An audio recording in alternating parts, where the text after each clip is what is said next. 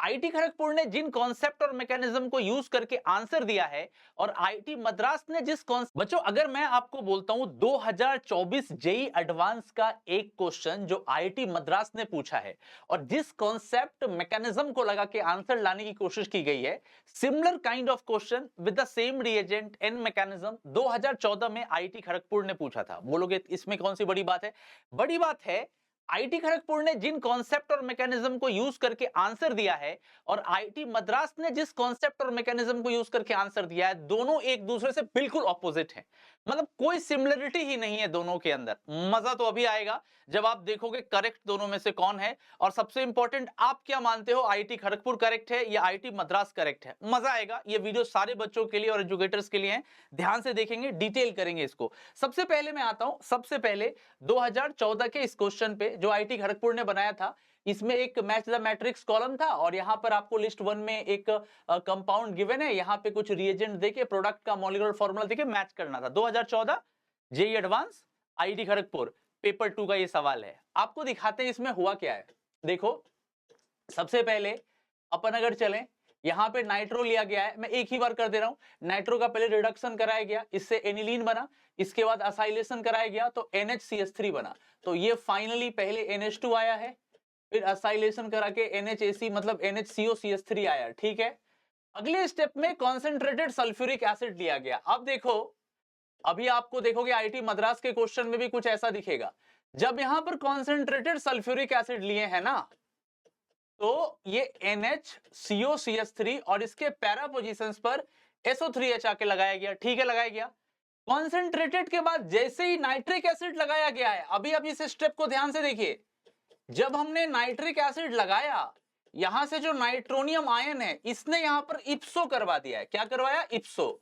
इप्सो में ये sulphur oxide gas जो है वो उड़ गई है आपके पास और इसकी जगह कौन आ गया है? नाइट्रो आ गया। ठीक है, इस इप्सो वाले कॉन्सेप्ट को दिमाग में रखिएगा। ठीक है, NHCOCH3 आया।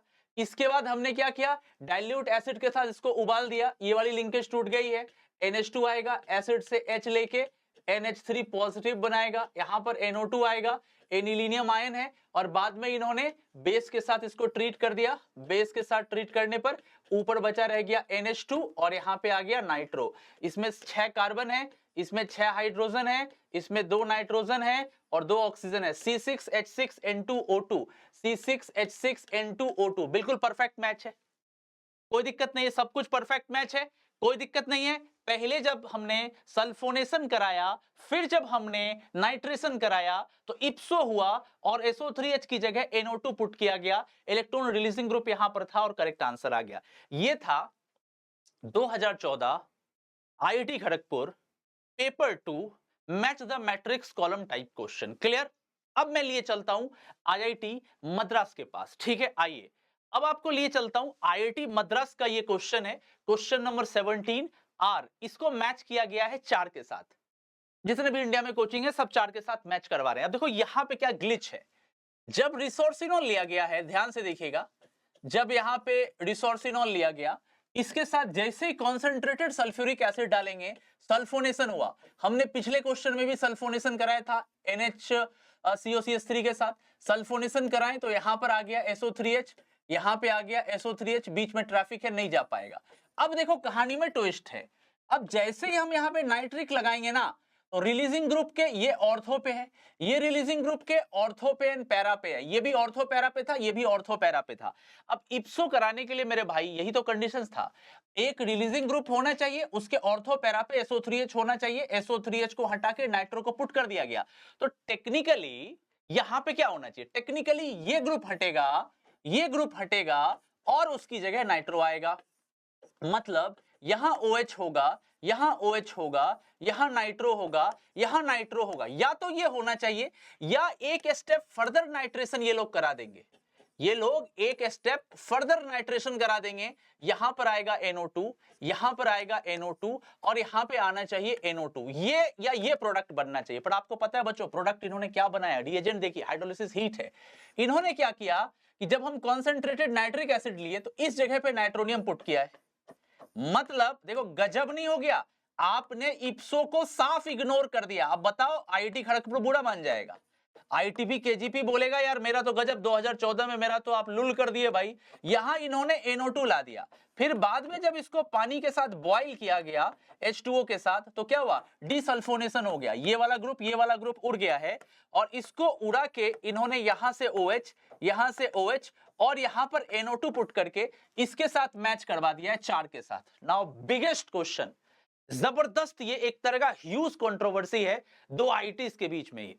यहां पे आईटी खड़गपुर और आईटी मद्रास एक दूसरे को ही गलत कर दिए। अगर मैं आईटी खड़गपुर की बात करूं तो इप्सो वाला इक्वेशन फिर रॉन्ग हो गया, और अगर मैं आईटी मद्रास की बात करूं तो यहां पर इप्सो वाला इक्वेशन फिर से रॉन्ग हो गया। तो आपको समझना पड़ेगा, इप्सो के लिए मैंने डिटेल में वीडियो बनाई है।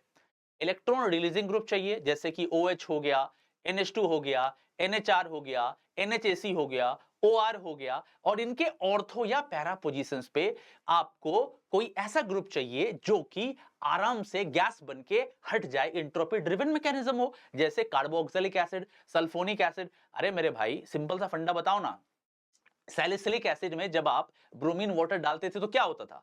आप एकदम सिंपल सा क्वेश्चन बताए, इतना छोड़िए, इतना टेंशन ही मत लीजिए, मैं एकदम सिंपल सा क्वेश्चन बोल रहा हूं। अगर आप OH और COH सैलिसिलिक एसिड लेते थे और जब आप इसमें ब्रोमीन H2O डालते थे तो क्या होता था? कार्बन डाइऑक्साइड हट जाता था, यहां पे OH आता था, इस जगह पे Br, इस जगह पे Br, इस जगह पे Br। इप्सो होता था ना? इप्सो होता था कि नहीं होता था? या आप ऐसा नहीं कराते थे? आप ऐसा करा देते थे क्या?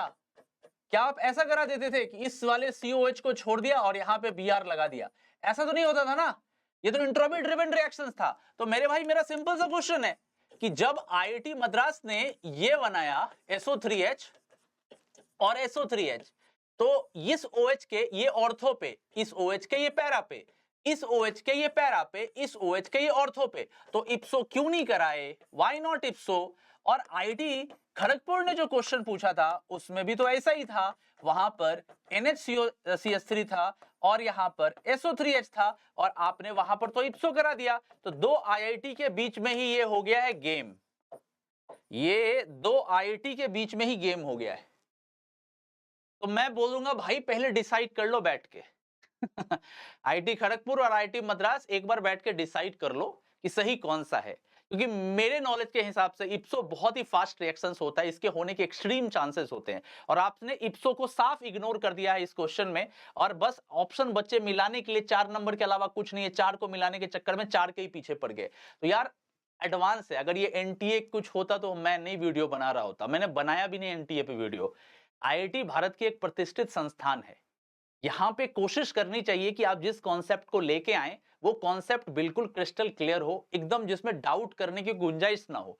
अब आप ये तो डाउटफुल है ना, आप दोनों ही आपस में लड़ गए हो, मैं इसमें क्या ही बोल सकता हूं, मेरे पास बोलने के लिए कुछ है ही नहीं। ये देखिए 2014 और 2024 10 साल के बाद ये टकराहट IIT खड़गपुर और मद्रास की है, डिसाइड कर लो। और आप लोग बताना बच्चों कि आपने क्या सोचा था एग्जाम में, क्योंकि मैं आपको बता सकता हूं मेरा टेलीग्राम भरा हुआ है इसी चीज से कि सर आंसर तो हम ले आए, पर सर मैं सही बताऊं इप्सो क्यों नहीं करवाया।